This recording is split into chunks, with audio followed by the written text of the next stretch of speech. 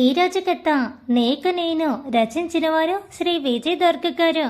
ఆశ్రిత్ సాన్వి ఇంటికి చేరారు. వీరు వెళ్లే సమయానికి రవలి గారు శాంతి గారు చాలా సీరియస్గా కబుర్లు చెప్పుకుంటున్నారు. వాళ్ళిద్దరిని చూసి ఆశ్రిత్ సాన్వి నవ్వుకున్నారు. ఆశ్రిత్ వెళ్ళి వాళ్ళ అమ్మ పక్కన కూర్చొని, అమ్మ ఆంటీతో ఉంటే నీకు అసలు టైమే తెలీదు, ఇక్కడే సెటిల్ అయిపోయేలా ఉన్నావు, ఇవాళైనా మన ఇంటికి వెళ్దామా లేదంటే ఇక్కడే వండిపోదామా అని నవ్వుతూ అన్నాడు.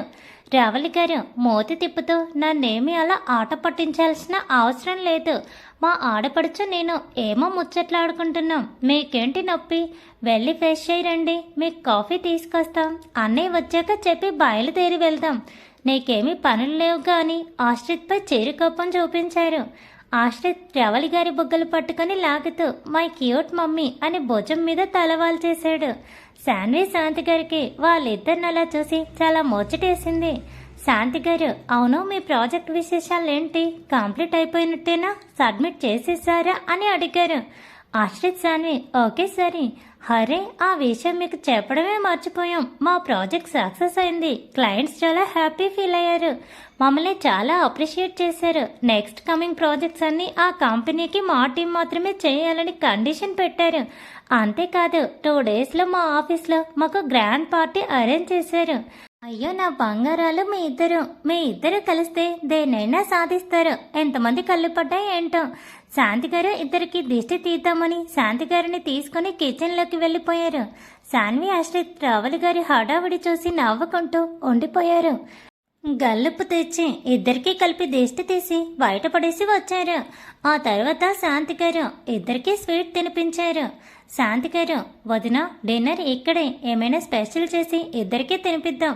రావలి గారు, అలాగే వదిన, ఇక్కడే వీళ్ళ సక్సెస్ని సెలబ్రేట్ చేసుకుని అప్పుడే బయలుదేరి వెళ్తాం. ఏరా ఆశ్రిత్, నీకు ఓకేనా?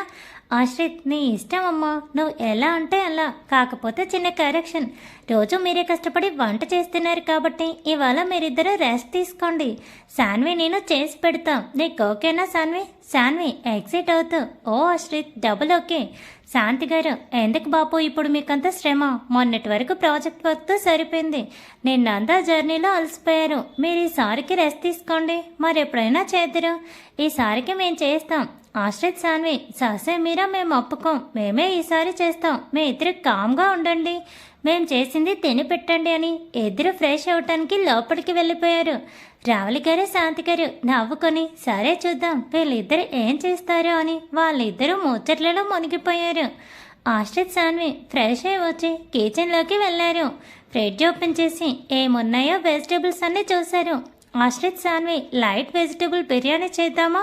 ఓకే ఆశ్రిత్, మరి కర్రీ ఏం చేద్దాం? ఆశ్రిత్ ఆలోచించి, ఎగ్ ఆనియన్ మసాలా కర్రీ ఎలా ఉంటుంది? శాన్వి, వావ్, వెజిటేబుల్ బిర్యానీలోకి ఆ కర్రీ చాలా బాగుంటుంది, నాకు వచ్చు కర్రీ చేయడం బాగా. ఓకే, ఫస్ట్ వెజిటేబుల్స్ కట్ చేద్దాం పదా, ఈ లోపు ఎగ్స్ బాయిల్ చేయడానికి స్టవ్ పైన పెట్టేస్తాను. ఆశ్రిత్ ఓకే అని వెజిటేబుల్స్ తీసుకొని డైనింగ్ టేబుల్ పైన పెట్టాడు. శాన్వి వెజిటబుల్ కట్టర్ నైఫ్ తీసుకుని వచ్చింది. ఇద్దరు కబుర్లు చెప్పుకుంటూ వెజిటబుల్స్ అన్ని చకచకా కట్ చేశారు. ఆశ్రిత్ వెజిటబుల్ బిర్యానీ ప్రిపేర్ చేస్తూ ఉంటే శాన్వి కర్రీ కన్నీ అరేంజ్ చేసుకుంది. శాన్వి, ఆశ్రిత్ ఏదైనా స్వీట్ కూడా చేస్తే బాగుంటుంది కదా? ఆశ్రిత్, అవును శాన్వి, నువ్వే చెప్పేదైనా మంచి స్వీట్ త్వరగా అయిపోయేలా. శాన్వి, ఫస్ట్ కబోర్డ్లో ఏమున్నాయో ఒకసారి వెతికి చూస్తా, దానిని బట్టి చేద్దామని కబోర్డ్ ఓపెన్ చేసింది. ఎదురుగా గులాబ్ జామ్ ప్యాకెట్స్ కనపడ్డాయి. వావ్ ఆశ్రిత్, గులాబ్ జామ్ ప్యాకెట్స్ ఉన్నాయి, చేద్దామా? ఆశ్రిత్, వావ్ సూపర్, అయితే నువ్వు కర్రీ చేస్తూ ఉండు, నేను అది మిక్స్ చేసి బాల్ చేసి ఉంచుతా. శాన్వి ఓకే ఆశ్రిత్ అని తను కర్రీ ప్రిపేర్ చేస్తూ ఉంటే ఆశ్రిత్ తన పక్కన ఉండి జామున్ పిండి కలిపాడు. కర్రీ కంప్లీట్ అయిపోగానే శాన్వి కూడా ఆశ్రిత్తో జాయిన్ అయ్యి జామున్ బాల్స్ చకచకా చేసేసి డీప్ ఫ్రైకి అరేంజ్ చేస్తూ పక్కనే షుగర్ సిరప్ కూడా రెడీ చేశారు. 7 అయ్యేసరికి వంటంతా కంప్లీట్ చేసి డైనింగ్ టేబుల్ పైన సర్దేశారు. ఇద్దరు ప్రసాద్ గారు ఇంట్లోకి వస్తూనే, అబ్బో ఏమిటి వాళ్ళ గుమగుమలో గేటు బయట వరకు వస్తున్నాయి, ఏంటి విశేషం అంటూ లోపలికి వచ్చారు.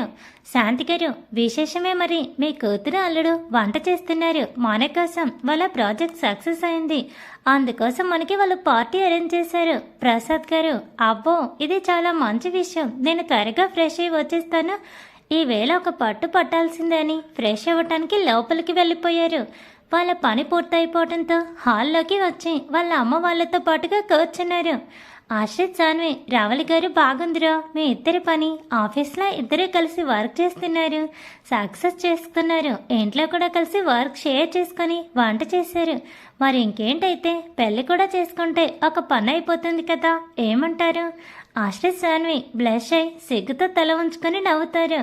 రావలి గారు సంబరపడిపోతూ, అయ్యో నా బంగారాలు ఎంత బాగా సిగ్గుపడుతున్నాయో. ఆశ్రిత్ కన్నా నీకు సిగ్గుపడడం కూడా వచ్చా అని ఇంకా ఆట పట్టించారు. ఆశ్రిత్, హా అమ్మా ఇంకా చాలు, అంకుల్ వచ్చినట్టున్నారు. రావలి గారు, అన్నయ్య వచ్చారు, ఫ్రెష్ అవటానికి వెళ్ళారు. ఆశ్రిత్, సరే అమ్మా, ఇంకా డిన్నర్ చేయరు కదా.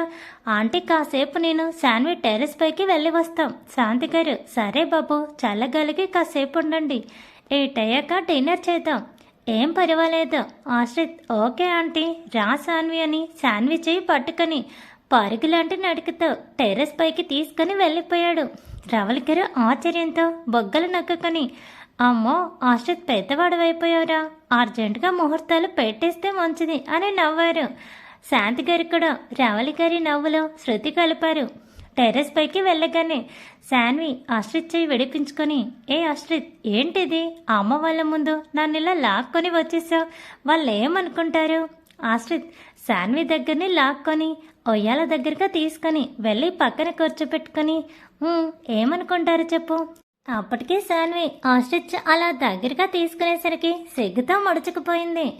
ఆశ్రిత్ అడిగిన దానికి సమాధానం ఇవ్వకుండానే వండిపోయింది.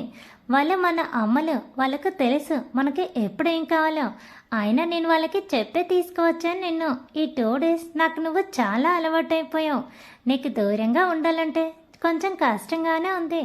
ఎలాగో ఇప్పుడు వెళ్ళిపోతానుగా, అందుకే కాసేపు నీతో స్పెండ్ చేద్దామని పైకి తీసుకొని వచ్చా. నీకు లేదా నాతో స్పెండ్ చేయాలని? శాన్వి మొహాన్ని దోశల్లోకి తీసుకొని అడిగాడు ఆశ్రిత్. శాన్వి ఆశ్రిత్ కళ్ళలోకి చూడలేక సిగ్గుతో కళ్ళు మూసుకొని వండిపోయింది. శాన్వి అలా కళ్ళు మూసుకోగానే ఆశ్రిత్ శాన్వి ముఖాన్ని తాదేకంగా చూస్తూ అదురుతున్న పెదవుల్ని చూసి వాటిని అందుకోవాలనే ఆరాటం ఎక్కువైంది. ఆశ్రిత్ శాన్విని అలా చూస్తూ ఉండలేకపోయాడు. తనని తాను కంట్రోల్ చేసుకోలేక శాన్వి ముఖానికి దగ్గరగా తన మొహాన్ని తీసుకొని వచ్చాడు. ఒకరి ఊపిరి ఒకరికి తగిలేంత దగ్గరగా ఇద్దరూ ఉన్నారు. శాన్వి ఆశ్రిత్ ఊపిరి వెచ్చగా తగిలేసరికి మెల్లగా కళ్ళు తెరిచి బెదిరుతున్న కళ్ళతో ఆశ్రిత్ వైపు చూసింది. ఆశ్రిత్ శాన్విని అలానే చూస్తూ ఇంకా ముందుకు వచ్చాడు. శాన్వి కూడా ఆశ్రిత్ని మాయమరుపు చూస్తూ ఉండిపోయింది. ఆశ్రిత్ శాన్వి 2 కళ్ళపైన మొదలు పెట్టి గట్టిగా గుండెలకు హత్తుకున్నాడు. శాన్వి కూడా గవ్వల ఆశ్రిత్ గుండెలపై ఒదిగిపోయింది. ఇద్దరూ కాలాన్ని మరిచి ఒకరికొకరు హత్తుకొని అలాగే ఉండిపోయారు. ఆశ్రిత్ ఫోన్ రింగ్ వేసేకి ఈ లోకంలోకి వచ్చి ఇద్దరు దూరం జరిగారు. శాన్వి లేచి పక్కకు వెళ్తుంటే ఆశ్రిత్ తన చెయ్యి పట్టుకొని లాగి తన పక్కనే కూర్చోబెట్టుకొని వెనుకగా హత్తుకొని తనని కదలనివ్వకుండా అలాగే వెనక్కి వాలి ఒయ్యల్లా కూర్చొని ఫోన్ లిఫ్ట్ చేశాడు. ఆశ్రిత్ ఫోన్ లిఫ్ట్ చేసి, హా కిరణ్ చెప్పరా అన్నాడు. ఆశ్రిత్ కిరణ్ అనగానే శాన్వికి ప్రణవి గుర్తుకు వచ్చింది.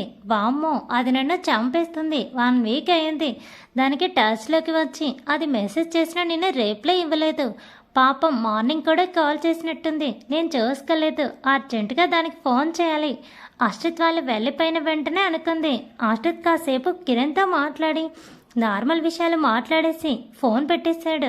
శాన్వి ఆశ్రిత్ కిరణ్ అంటే మన కాలేజ్ మేట్ కిరణేనా? ఆశ్రిత్, అవును. కిరణ్ నీకు తెలుసా? శాన్వి, డైరెక్ట్గా తెలీదా? కిరణ్ లవ్ చేసే ప్రణవి నా క్లోజ్ ఫ్రెండ్, అలా తెలుసు. ఆశ్రిత్, ఓ గుడ్, అలాగా. మరి ఈ విషయం ఎంతవరకు ఎప్పుడో చెప్పలేదేమి? శాన్వి, సందర్భం రాలేదు. అయినా ఆ విషయం నాకు గుర్తులేదు. ఇప్పుడు కిరణ్ ఫోన్ చేశాడు కాబట్టి నాకు గుర్తొచ్చింది. ఆశ్రిత్ శాన్విని అలానే తన గుండెలపై ఉంచుకొని వెనుకగా తన చేతుల్ని శాన్వి చేతులతో కలిపి పట్టుకొని ఆకాశంలోకి నిండు చందమామని చూస్తూ చాలాసేపు కబుర్లు చెప్పుకుంటూ ఉండిపోయారు. రావలి గారు టెర్రస్ మెట్ల వరకు వచ్చి అక్కడ నిలబడి, ఆశ్రిత్ శాన్వి డిన్నర్కి వచ్చేదేమైనా ఉందా, లేక మీ ఇద్దరికి ఇక్కడికే పంపించమంటారా అన్నారు. రావలి గారి మాట వినపడగానే ఇద్దరు గబగబా స్టెప్స్ దిగి కిందికి వచ్చారు. రావలి గారు ఇద్దరి వైపు చూసి కాసేపు చల్లగాలి కోసం పైకి వచ్చి ఇక్కడే సెటిల్ అయిపోయారు. పదండి, 8 దాటింది, డిన్నర్ చేద్దాం. రావలి గారి మాటలకి ఇద్దరే తలదించుకొని సైలెంట్గా డైనింగ్ టేబుల్ దగ్గరికి వచ్చి కూర్చున్నారు. అప్పటికి ప్రసాద్ గారు డైనింగ్ టేబుల్ దగ్గర కూర్చొని రెడీగా ఉన్నారు.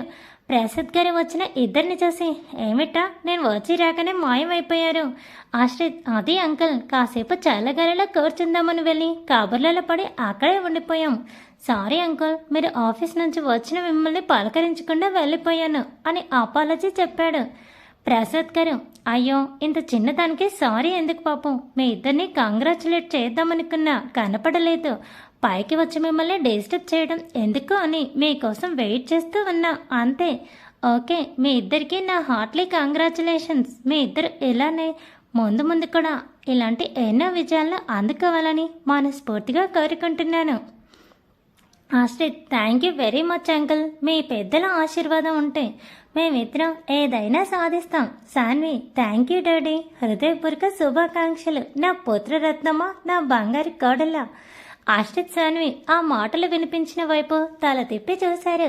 రవళి గారి ఫోన్లో శ్రీనివాస్ గారి వీడియో కాల్లో ఉన్నారు. ఆశ్రిత్, హాయ్ నాన్నగారు. Thank you very much. Saanvi, thank you uncle. Srinivas garu, ఏరా ఆశ్రిత్, పెళ్లి కాకుండానే అత్తారింట్లో సెటిల్ అయిపోదాం అనుకుంటున్నావా? మనం మగపెళ్లి వాళ్ళనిరా, అలా బెండ్ అయిపోకూడదు, మన వెట్టు చూపించాలి. శ్రీనివాస్ గారి మాటలకి ఆశ్రిత్ సిగ్గుగా తల వంచుకున్నాడు. ప్రసాద్ గారు, ఏంట్రా నా అల్లుడు అంటున్నా? నా ఇష్టం, నా అల్లుడు మా ఇంట్లోనే ఉంటాడు. నీకేంట్రా మధ్యలో? కావాలంటే నువ్వు కూడా వచ్చి ఉండు. ఎవడు వద్దన్నాడు? ఎప్పుడూ చేతిలో పుట్టలు పట్టుకొని తిరిగి నీకెందుకురా? మేము ఎలా ఉంటే నువ్వు త్వరగా వస్తే అందరూ హ్యాపీగా ఎంజాయ్ చేయొచ్చు. లేదంటే ఇదిగో ఇలా వీడియో కాలే గతి. శ్రీనివాస్ గారు, చాలేరా నన్ను చెప్పింది. ఇంకెంత, నెక్స్ట్ మంత్ హాలిడేస్, మేలో ట్రాన్స్ఫర్ ఆర్డర్స్ వచ్చేస్తాయి.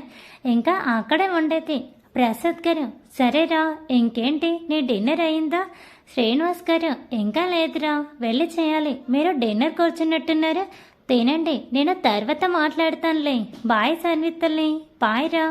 అందరికీ బాయ్ అని కాల్ కట్ చేశారు. రవళి గారు, శాంతి గారు అందరికీ వడ్డించబోతుంటే శాన్వి, ఆశ్రిత్ వాళ్ళిద్దరిని కూర్చోబెట్టి వాళ్ళే అందరికీ వడ్డించి వాళ్ళు డిన్నర్కి కూర్చున్నారు. ఆశ్రిత్, శాన్వి కొంచెం డౌట్గా, టేస్ట్ వాళ్ళకి నచ్చుతుందో లేదో అని కాస్త భయంగా వాళ్ళ వైపే చూస్తున్నారు. ముగ్గురు టేస్ట్ చేసి, ఆహా అద్భుతం, మీరిద్దరూ చాలా బాగా చేశారు, చాలా టేస్ట్గా ఉంది ఈ బిర్యానీ, ఈ కర్రీ అని మెచ్చుకున్నారు. ఆశ్రిత్, శాన్వి ఆ మాటలకి హ్యాపీ అయిపోయి వాళ్ళు కూడా తినడం మొదలుపెట్టారు. డిన్నర్ అయిపోగానే అందరికీ గులాబ్ జామున్ బౌల్స్లో వేసి ఇచ్చారు. ఆశ్రిత్, శాన్వి, వావ్ ఇది కూడా ఉంది, ఐఎమ్ వెరీ హ్యాపీ అని ప్రసాద్ గారు మెచ్చుకున్నారు. అంత తృప్తిగా తిని కాసేపు కబుర్లు చెప్పుకొని 9 అవుతుండగా రావలి గారు, అన్నయ్య ఇంకా బయలుదేరుతాము అని చెప్పి ఆశ్రిత్తో కలిసి ఇంటి బయటికి బయలుదేరారు. అంతా బయటికి వచ్చి రావలి గారికి ఆశ్రిత్కి సెండ్ ఆఫ్ ఇచ్చారు. ఆశ్రిత్కి లోపల శాన్విని వదిలి వెళ్తుంటే చాలా బాధగా అనిపించింది. రేపు ఉదయమే కలుస్తామని తెలిసిన ఆ కొద్ది సమయాన్ని కూడా భరించలేనని ఆశ్రిత్ హృదయం భారంగా మారింది. శాన్విక్ కూడా ఆశ్రిత్ తనకి దూరంగా వెళ్తున్నాడని చాలా బాధ కలిగింది. ఆశ్రిత్ వైపు అలాగే చూస్తూ పక్కన పెద్దవాళ్ళు ఉన్నారని కొంచెం కంట్రోల్ చేసుకుంది. ఆశ్రిత్ శాన్వికి కళ్ళతోనే కాల్ చేస్తామని సైగ చేశాడు. దానికి సమాధానంగా శాన్వి కళ్ళ ఆర్పుతుంది. ఆశ్రిత్ చిరునవ్వు నవ్వుతూ అందరికీ బాయ్ చెప్పి బైక్ ముందుకు కదిలించాడు. శాన్వి సరాసరి తన గదిలోకి వెళ్ళి బెడ్ పై పడుకొని ఆశ్రిత్కి తనకి మధ్యలో జరిగినవన్నీ తలుచుకొని అన్నీ గుర్తురాగానే తన మొహం గులాబీ రంగు సంతరించుకుంది. సిగ్గుతో తన ముఖాన్ని దిండులో దాచుకుంది. అలా ఆశ్రిత్ని తలుచుకుంటూ కళ్ళు మూసుకొని తనకే తెలియకుండా నిద్రలోకి జారుకుంది. ఇంటికి చేరుకున్నారు ఆశ్రిత్, రావలి గారు. రావలి గారు, ఆశ్రిత్ నువ్వు వెళ్ళి పడుకున్నానా? నేను అన్నయ్య సర్దేసి అప్పుడు పడుకుంటాను. ఆశ్రిత్ వాళ్ళ అమ్మ మాటకి ఎదురు చెప్పకుండా సరే అమ్మా అని తన రూమ్లోకి వెళ్ళిపోయాడు. డ్రెస్ చేంజ్ చేసుకుని శాన్విని తలుచుకుంటూ తనకి ఫోన్ చేశాడు. ఫోన్ ఎంత రింగ్ అవుతున్నా అటు నుంచి ఎటువంటి ఆన్సర్ రాలేదు. 3-4 సార్లు ట్రై చేసి విసుగొచ్చి ఫోన్ పక్కన పడేసి అలాగే కళ్ళు మూసుకొని నిద్రలోకి జారుకున్నాడు. తెల్లవారి మెలకు వచ్చిన శాన్వి ఫోన్లో టైం చూసుకొని, అరెరే ఆశ్రిత్ ఇంటికి వెళ్ళి ఫోన్ చేస్తానా అన్నాడు. నేనేమో నాకు తెలియకుండానే మొద్దులా నిద్రపోయాను, పాపం ఫీల్ అయ్యేటేమో అని ఫోన్ ఓపెన్ చేసి చూసేసరికి ఆశ్రిత్ నుంచి 4 మిస్డ్ కాల్స్ ఉన్నాయి. అయ్యో పాపం, చాలా ఫీల్ అయి ఉంటాడు. ఇప్పుడెలా? ఇప్పుడు ఫోన్ చేయాలా వద్దా? పాపం ఇంకా లేచాడో లేదో మళ్ళీ డిస్టర్బ్ చేసినట్టు అవుతుంది. ఫ్రెష్ అయ్యి వచ్చి 7కి అలా కాల్ చేద్దామని ఫోన్ పక్కన పెట్టేసి ఫ్రెష్ అవ్వటానికి బాత్రూమ్కి వెళ్ళింది. తెల్లవారు లేచిన ఆశ్రిత్ ఫోన్ తీసుకొని చూశాడు. అప్పటికి సాన్వి నుంచి మెసేజ్ కానీ ఫోన్ కానీ లేకపోయేసరికి చాలా కోపం అనిపించింది. విసుగ్గా బెడ్ దిగి ఫ్రెష్ అవ్వటానికి బాత్రూమ్కి వెళ్ళిపోయాడు. ఫ్రెష్ అయ్యి వచ్చిన సాన్వి ఆశ్రిత్కి ఫోన్ చేసింది. కానీ ఫోన్ ఎంత రింగ్ అవుతున్నా ఆశ్రిత్ ఫోన్ లిఫ్ట్ చేయలేదు. సాన్వి ఆలోచనలో పడింది. అమ్మో, మా మొద్దబ్బాయి గారికి కోపం వచ్చిందా ఏమిటి? ఈ మొద్దబ్బాయికి కోపపడడం కూడా వచ్చా? అయినా నా పిచ్చి కానీ తన మొద్దబ్బాయి అంటే అలా అనుకునే వాళ్ళే అసలు సిసలైన మొద్దులు. అయితే ఇప్పుడు ఏం చేద్దాం అని బొగ్గున వేలు పెట్టుకొని తెగ ఆలోచించింది. ఏముంది, ఒకసారి చేశాను, లిఫ్ట్ చేయలేదు. ఏమో ఇప్పుడే లేచి బాత్రూమ్కి వెళ్ళాడేమో. తను లిఫ్ట్ చేసే వరకు ఫోన్ చేస్తూనే ఉందాం, పోయేదేముందనుకొని ఆశ్రిత్కి మళ్ళీ కాల్ చేసింది. లాస్ట్ రింగ్కి ఫోన్ కట్ అవుతుందనగా ఆశ్రిత్ ఫోన్ లిఫ్ట్ చేశాడు. అమ్మయ్య, నా ఆశ్రిత్ బంగారం నన్ను ఎక్కువ కష్టపెట్టకుండానే ఫోన్ లిఫ్ట్ చేశాడని మనసులో అనుకొని, సారీ ఆశ్రిత్, మీరు వెళ్ళగానే రూమ్లోకి వచ్చి నీ గురించి ఆలోచిస్తూ ఉంటే నిద్ర పట్టేసింది. ఫోన్ చూడలేదు. ఆశ్రిత్, అంటే మేమట వెళ్ళగానే నువ్వు లేడీ కుంభకర్ణుడిలా నిద్రపోయావన్నమాట. నేను మాత్రం వేరేవాడిలా నీకోసం ఫోన్ చేస్తూ కూర్చున్నాను, అంతేనా? సాన్వి గారంగా, అబ్బా ఆశ్రిత్ ప్లీజ్, ఫస్ట్ టైం కదా, సారీ చెప్పానుగా. ఆశ్రిత్, ఆహా, సారీ చెప్తే అయిపోతుందా? అయినా సారీ ఇలా చెప్పకూడదని చెప్పానుగా. సాన్వి, ఏ దొంగ, పిచ్చి వేషాలు వేస్తే తంత, ఏదో నిద్ర పట్టేసింది దానికిలా. ఆశ్రిత్, అబ్బా అది సరే కానీ ఇందాకేంటంటున్నావు? మేము వెళ్ళాక నా గురించి ఆలోచిస్తూ నిద్రపోయావా? ఏయ్, ఏం ఆలోచించావు నా గురించి చెప్పు అని హస్కీగా అడిగాడు. ఆశ్రిత్ అలా అడిగేసరికి ఒక్కసారిగా గుండెల్లో అలచడి మొదలైంది. సిగ్గుతో నోటి నుండి మాట బయటికి రాలేదు. సాన్వి బలవంతంగా నోరు పిగుల్చుకొని ఆశ్రిత్ అమ్మ పిలుస్తుంది బాయ్ అని ఫోన్ పెట్టేసింది. ఆశ్రిత్ నవ్వుతూ ఫోన్ చూసి అమ్మ పిలుస్తుందట, దొంగ వంకలు పెట్టి తప్పించుకుంటుంది. చెప్తా నీ సంగతి ఇవ్వాలా అని ఫోన్ పక్కన పెట్టేసి ఆఫీస్కి రెడీ అవ్వటానికి వెళ్ళాడు. సాన్వి ఫోన్ కట్ చేసి అక్కడే బెడ్ మీద కూర్చొని స్పీడ్గా కొట్టుకుంటున్న తన హృదయాన్ని అదుపులోకి తెచ్చుకుంటుంది. అమ్మ, ఫోన్లో మాట్లాడితేనే ఇలా అయిపోయాను, అదే డైరెక్ట్గా మాట్లాడితే నా పరిస్థితి ఏంటి? నేను చాలా కంట్రోల్లో ఉండాలని బలంగా ఊపిరి తీసుకొని వదిలింది. ఆఫీస్కి రెడీ అయి శాంతి గారిని వెతుక్కుంటూ కిచెన్లోకి వెళ్ళింది. కిచెన్లో టిఫిన్కి ప్రిపేర్ చేస్తున్న శాంతి గారి మెడ చుట్టూ చేతులు వేసి వెనక నుంచి హత్తుకొని గుడ్ మార్నింగ్ అమ్మా అని బొగ్గను ముద్దు పెట్టింది. శాంతి గారు నవ్వుతూ ఒక చేత సాన్వి బుగ్గ నిమురుతూ గుడ్ మార్నింగ్ బంగారం, ఏంటి చాలా హుషారుగా ఉన్నా? ఉదయాన్నే నా అల్లుడు కానీ ఫోన్ చేశాడా ఏంటి అన్నారు.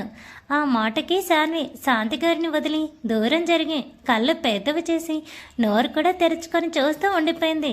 శాంతి గారు సాన్విని కదిపి, నేనేమైనా తప్పుగా మాట్లాడానా? రోజు నార్మల్గా వచ్చి గుడ్ మార్నింగ్ చెప్పే నా కూతురు ఈవేళ ఇంత ప్రేమగా నన్ను హత్తుకొని ముద్దు పెట్టి మరీ వేస్ట్ చేస్తే ఆ సంతోషానికి కారణం ఏంటో ఆ మాత్రం నేను తెలుసుకోలేనా?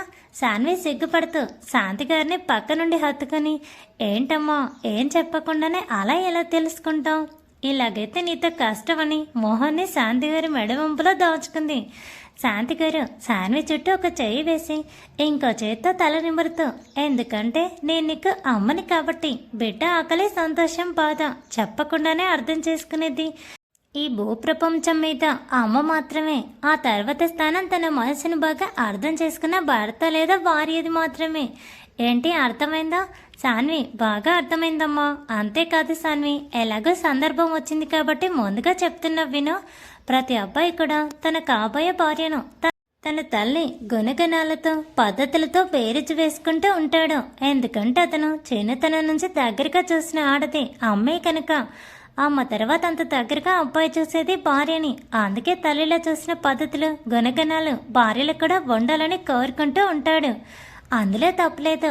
అలానే అమ్మాయి కూడా తన భర్తలో చిన్నప్పటి నుంచి తన తండ్రి తన పట్ల చూపించే కేరింగ్ గారాబం అన్నీ కావాలని కోరుకుంటుంది.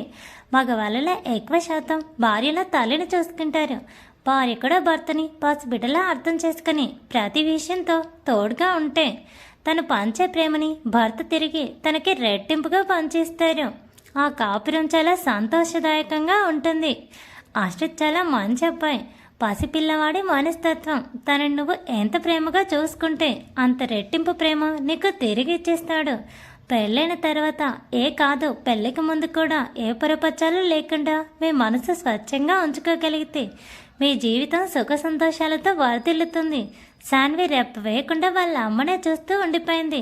శాంతి గారు సాన్వితో నవ్వుతూ, ఏంటి మా అమ్మ పెళ్ళప్పుడు చెప్పే అప్పగింతలు ఇప్పుడే చేపిస్తుంది అనుకుంటావా? పెళ్ళైన తర్వాత పెళ్లి మండపంలో అమ్మాయికి చెప్పే లేదా అబ్బాయికి చెప్పే అప్పగింతల వల్ల ఏమీ ఉపయోగం ఉండదు. అది పెళ్లిలో ఒక తంతులా ముగిసిపోతుంది అంతే.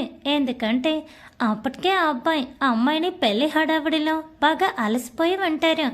అమ్మాయి తన ఇంటిని తన వాళ్ళని వదిలి వెళ్తున్నా అనే బాధతో తన మనసంతా నిండిపోయి ఉంటుంది. ఇక ఆ అబ్బాయి తన కోరుకున్న అమ్మాయి, తనకు నచ్చిన అమ్మాయి తన జీవితంలోకి వచ్చింది. తనని బాగా చూసుకోవాలనే సంతోషంతో అతనికి మనసు నిండిపోతుంది.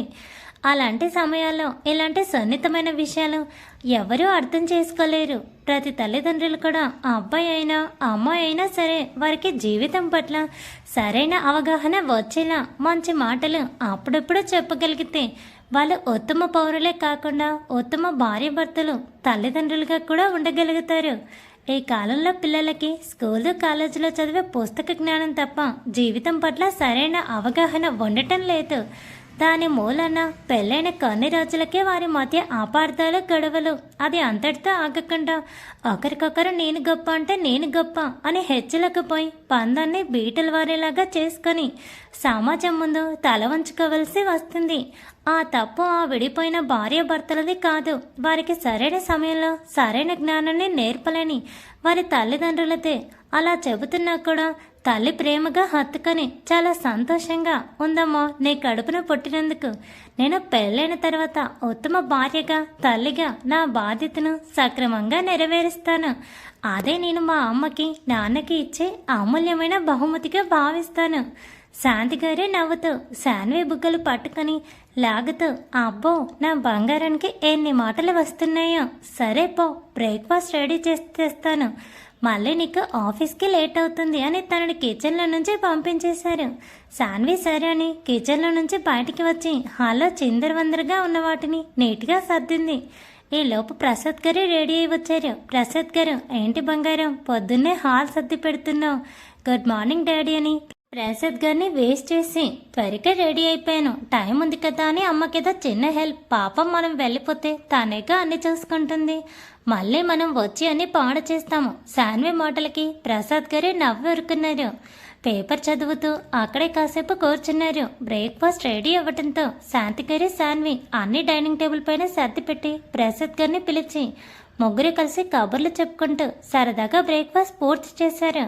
ఆశ్రిత్ హుషారుగా రెడీ అయి బయటకు వచ్చి, హాయ్ మా, గుడ్ మార్నింగ్, ఇవాళ ఏంటి స్పెషల్ అని కిచెన్ గట్టు మీద కూర్చున్నాడు. రవలి గారు ఆశ్రిత్ ఫేస్ చూసి, ఏంటో ఉదయాన్నే మొహం అంతలా వెలిగిపోతుంది, ఏంటి సంగతి అని నవ్వుతూ అడిగారు. ఆశ్రిత్ సిగ్గుపడుతూ, ఏమీ లేదులేమ్మా, ఇంతకీ బ్రేక్ఫాస్ట్ ఏం చేశావు అది చెప్పు. రవలి గారు నవ్వుతూ, ఆ మాట దాటేస్తున్నావంటే ఏదో ఉందన్నమాట. ఎదురుకుండా కనిపిస్తున్న బ్రేక్ఫాస్ట్ను కూడా చూడకుండా మళ్ళీ ఏం చేశావు అని అడుగుతున్నావంటే ఉదయాన్నే నా కోడల నుంచి ఫోన్ వచ్చేసిందన్నమాట. అందుకే మతాబ్లా వెలిగిపోతుంది నా కొడుకు మొహం అని ఆశ్రిత్ బొగ్గలు పట్టుకొని లాగారు. అమ్మ, నేనేమైనా చిన్న పిల్లాడిని అనుకుంటున్నావా? అలా బొగ్గలు పట్టుకొని లాగుతున్నావు.